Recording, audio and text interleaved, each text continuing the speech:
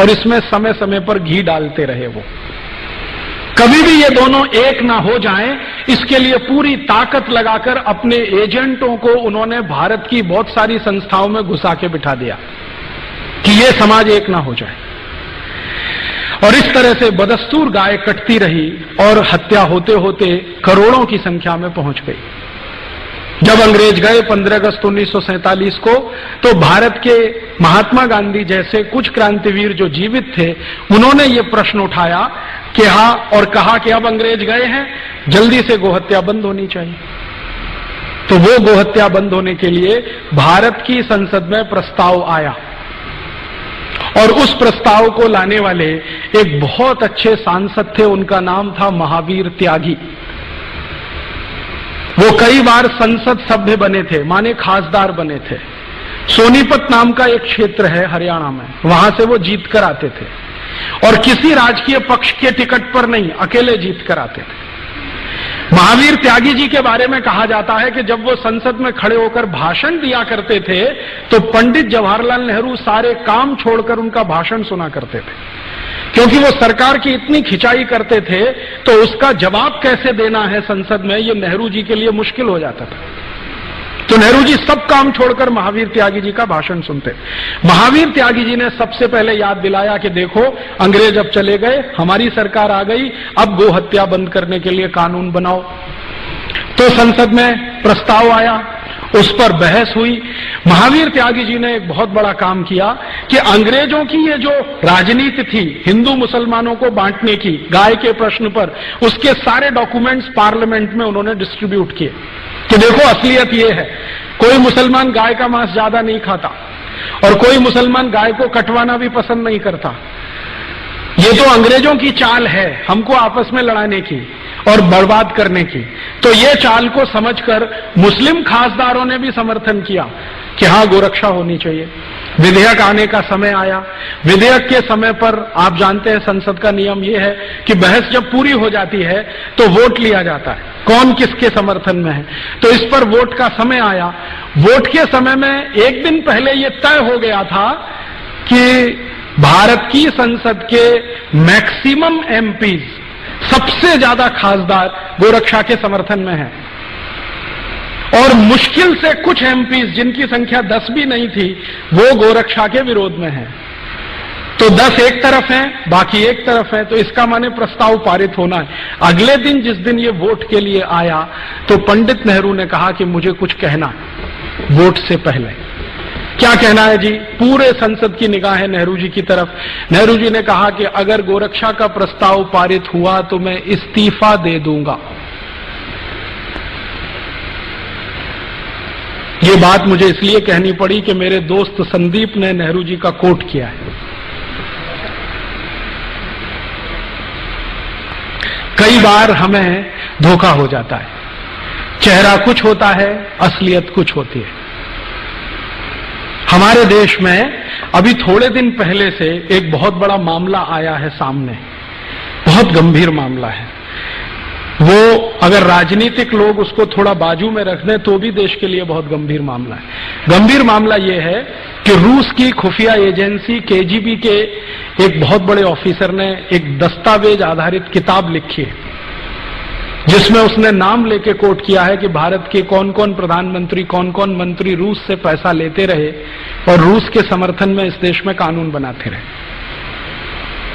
उस किताब में मित्रोखिन नाम का वो ऑफिसर है, उसने लिखा है कि भारत में प्रधानमंत्रियों का मुखौटा कुछ होता है, कार्य कुछ होता है।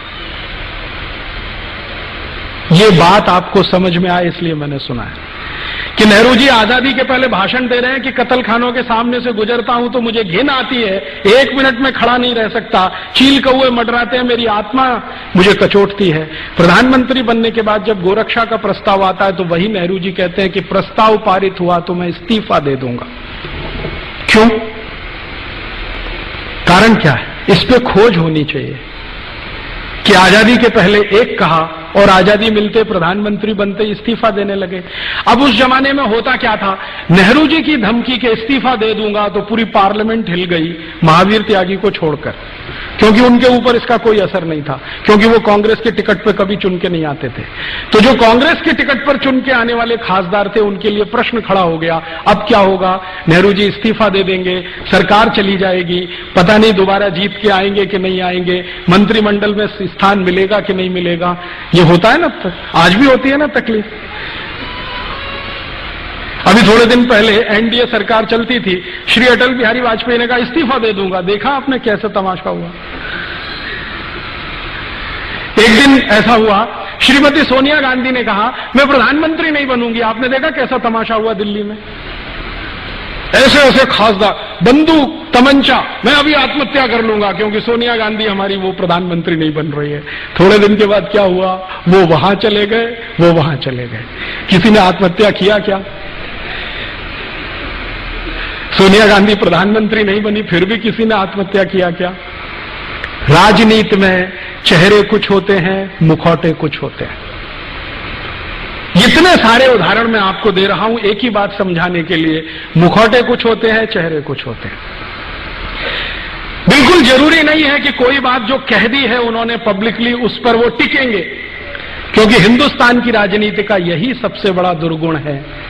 एक दिन बोलना, अरे मुझे तो गलत कोट किया है अखबार वालों ने, अखबार वाले सुना देंगे देखो तुमने बोला है, हाँ बोला है तो तुमने गलत अर्थ निकाल लिया इसका। अब कितने अर्थ होते हैं किसी शब्द के, ये पॉलिटिशियन से आप पूछिए। ये जो बीमारी है ना भारत में, नेहरू जी के समय से है, आज की नहीं है। मैं आपको ये समझाना चाहता हूं। और चूंकि ये बीमारी उस जमाने से है, इसलिए गोरक्षा का कानून आज तक बना नहीं इस देश में। जब जब संसद में कोशिश हुई, कुछ न कुछ अड़ंगा इसी तरह का। एक और उदाहरण देता हूं। 1966 में, आप में से कुछ लोग होंगे, मैं तो तब पैदा भी नहीं हुआ था जिस समय की ये घटना है। भारत के लाखों संतों ने एक बहुत बड़ा जुलूस निकाला दिल्ली में, गाय रक्षा होनी चाहिए, कानून बनना चाहिए।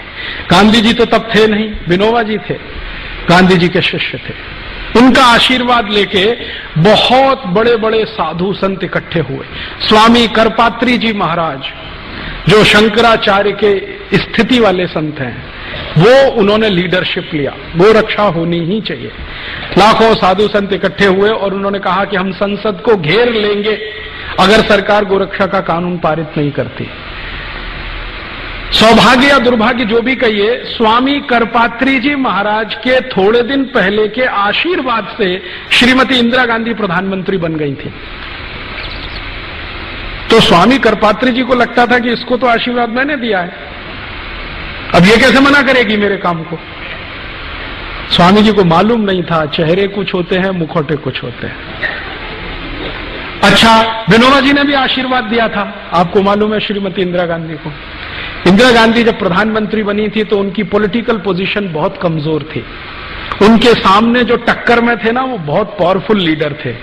निजलिंगप्पा बहुत पावरफुल आदमी थे, पूरा दक्षिण भारत उनके समर्थन में खड़ा था और तय था कि ये प्राइम मिनिस्टर बनेंगे। निजलिंगप्पा को अड़ंगी लगाकर श्रीमती गांधी प्रधानमंत्री बनी थी। तो बहुत सारे संतों से आशीर्वाद लिया था, तो करपात्री जी ने भी दे दिया, विनोबा जी ने भी दे दिया। अब प्रधानमंत्री बनते ही याद दिलाया विनोबा जी ने, वो काम करो ना मेरा, वो हत्या बंद करने के लिए कानून लाओ। तो कहा बाबा अभी थोड़े दिन संभालने तो दो। तो बाबा ने कहा कितना दिन लगेगा संभालने में।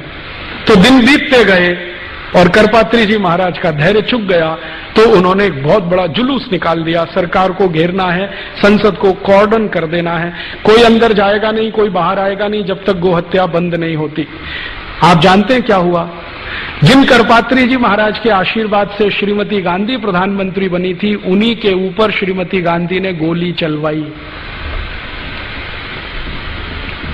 और एक नहीं, सैकड़ों साधु उसमें मर गए,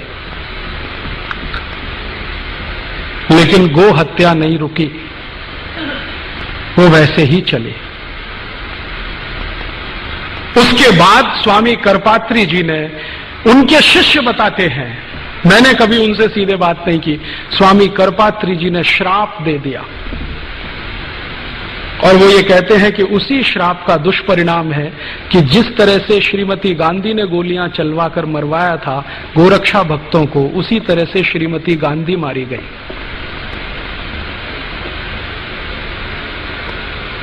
और ये अजीब संयोग है, मैंने इस पे थोड़ा काम किया तो मुझे पता चला श्रीमती गांधी ने जिस दिन ये गोली चलवाई थी उस दिन गोपा अष्टमी थी। भारत में गाय के पूजन का सबसे महत्वपूर्ण दिन है गोपाष्टमी, दीपावली के कुछ दिन बाद आता है। और श्रीमती गांधी को जिस दिन गोली मारी गई वो दिन भी गोपाष्टमी थी।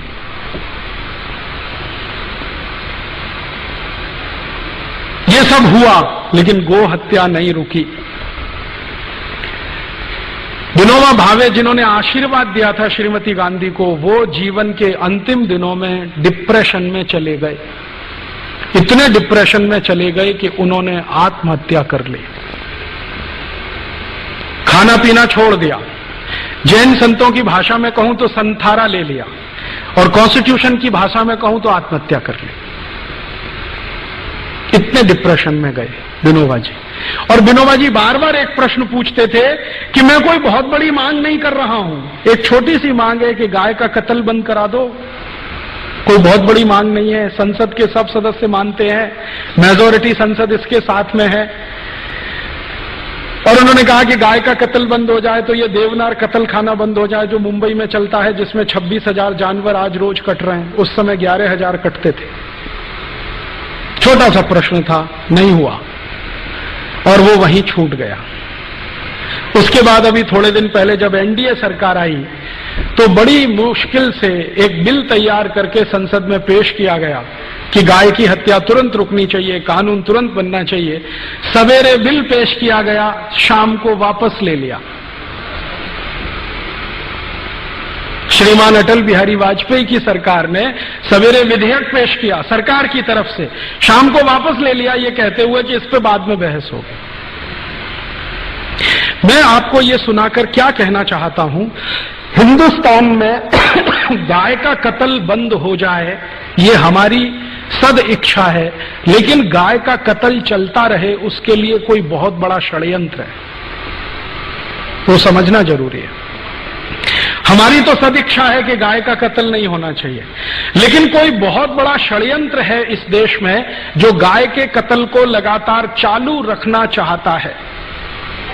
जब भी संसद में इस तरह की बहस होती है कुछ ना कुछ इस तरह के सवाल खड़े हो जाते हैं। एक दिन तो मैं खुद संसद की दर्शक दीर्घा में था, उस दिन बहस हो रही थी इसी गोरक्षा के प्रश्न पर। मैं गया था कि आज देखें सांसद कौन किस समर्थन में है, कौन किस पक्ष में है। सारे सांसद एक बाजू में स्वर से बोल रहे हैं कि गोरक्षा होनी चाहिए। मुस्लिम सांसद जीएम बनात वाला ने कहा कि अगर बिल पास होता है तो पहला वोट मेरा, गोरक्षा के समर्थन में। उनके साथ दूसरे मुस्लिम सांसद खड़े हो गए, हमारी आपत्ति नहीं है, आप कानून बनाइए। अभी एक महिला खड़ी हो गई, उसका नाम है सुश्री ममता बनर्जी। उसने कहा गाय का मांस खाना मेरा मौलिक अधिकार है, उसका क्या होगा।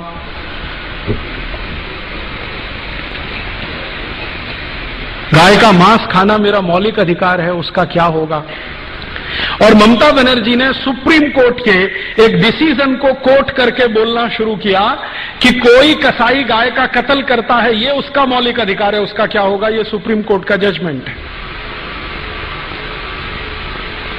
तो मामला कहां बिल्कुल होते होते फिर फिसल गया। इसी तरह से एक बार और हुआ, हमारी संसद में सब तय हो गया कि गोरक्षा का बिल पास ही हो जाना चाहिए, सब हो जाना चाहिए। एक महामहिम भारत देश में राष्ट्रपति पद का चुनाव लड़े हुए एक व्यक्ति जी स्वेल खड़े हो गए कि मैं गाय का मांस खाता हूं, मेरा क्या होगा। तो मैंने उनको एक खत लिखा था जिसका जवाब उन्होंने नहीं दिया।